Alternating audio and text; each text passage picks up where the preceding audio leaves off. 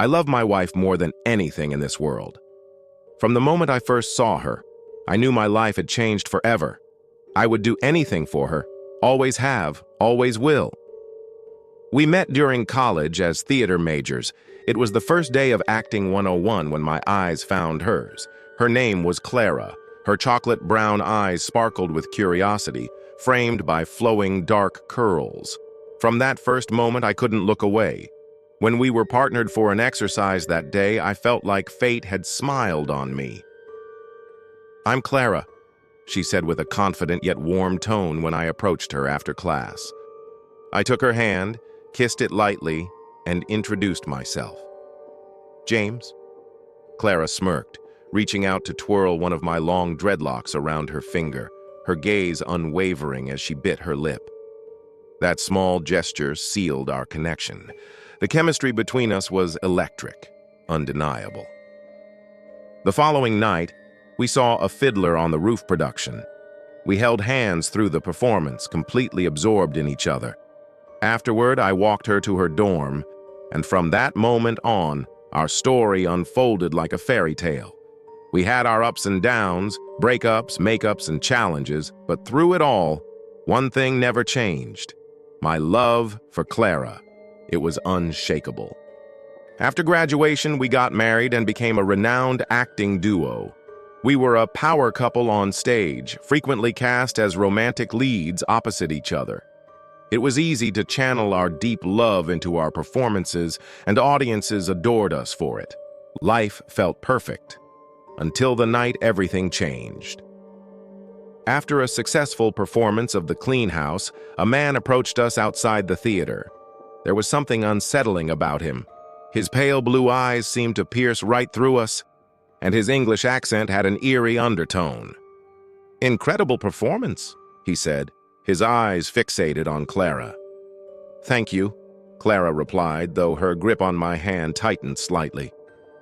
"I've been following your work for some time," he continued, his gaze still locked on her. "The connection between you two is extraordinary. It's clear your love is real, and that kind of devotion is rare." "We love each other very much," I said, stepping forward protectively. "I'd do anything for her." The man's thin smile deepened. "True love is precious," he mused, glancing up at the night sky. "But it's also fragile. If not cherished, it can slip away forever." He turned his unsettling eyes back to me.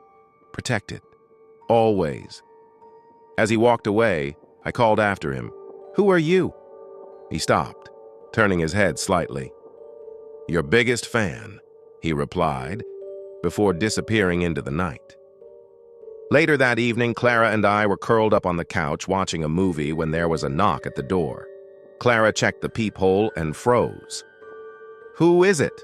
I asked, but she didn't answer. Instead, she unlocked the door and stepped aside, letting in the man from earlier.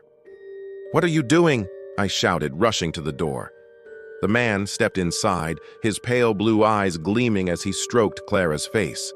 Anger surged through me, and I punched him, forcing him back out the door. I locked it immediately and turned to Clara, but something was wrong. She stood there, her eyes blank as if in a trance.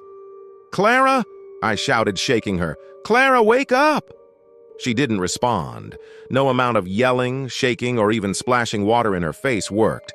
Then the power went out, plunging the house into darkness. Through the window, I saw the man's silhouette. Blinking, he was gone. Panic gripped me. I ran to the bedroom, grabbing my gun. Clara and I had trained in self-defense and firearms for emergencies, but I never imagined I'd need it for something like this. When I returned to the living room, the man was inside, holding Clara by the face. His eyes glowed a deep, sinister red. "Let her go!" I shouted, aiming my weapon. He smiled, and I fired a shot directly into his head. He collapsed, and Clara fell into my arms, but she remained unresponsive. As I turned to check the man's body, it was gone. My heart pounded. Suddenly, I felt an iron grip on my neck, and I was hurled across the room. Dazed, I grabbed my gun and got to my feet.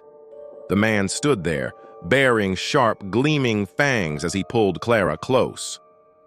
Rage consumed me. "No!" I screamed, firing again and again, but the bullets seemed to have no effect. Laughing, he tossed Clara aside and lunged at me, his slimy tongue brushing my cheek as he snarled. I fired at his arm, breaking free, then used the butt of my gun to bash his head in. Blood and bones splattered, but he didn't stay down for long. Realizing what I was dealing with, I ran to the kitchen, broke a wooden broomstick, and drove it through his chest. His body convulsed violently before melting into a puddle of blood. Exhausted, I turned to Clara. She sat eerily still, her silhouette barely visible in the darkness. Then her eyes began to glow red. "Clara?" I whispered, my voice trembling. She didn't answer. I couldn't lose her, not like this. Desperate, I chained her in the basement, feeding her a pint of my blood each day to keep her human side alive. When she drank, she became herself again, full of guilt but understanding. We tried to make it work, but her hunger grew insatiable. It started with animals, then stray pets. Finally, I lured homeless people into our home, knocking them unconscious to feed her. Each time the guilt tore at us. I hated what we'd become, but I couldn't let her starve. I loved her too much. One day, she made a request I couldn't bear. "James," she said softly, tears in her now pale blue eyes, "you have to end this." I refused. How could I destroy the woman I loved more than life itself? But she held my hands, her voice steady. "If you love me, you'll do this." My heart shattered. "I love you, Clara," I whispered, pulling her close. "I love you too," she said, tears streaming down her face. With trembling hands, I drove the stake into her heart. Her cries faded, and her body melted into nothingness. I collapsed in her remains, sobbing uncontrollably. Now I sit here, confessing my sins. There's blood on my hands, literal and figurative. To anyone reading this, take my warning seriously. The monsters of fiction are real. Protect what you love, but know when to let it go before it consumes you.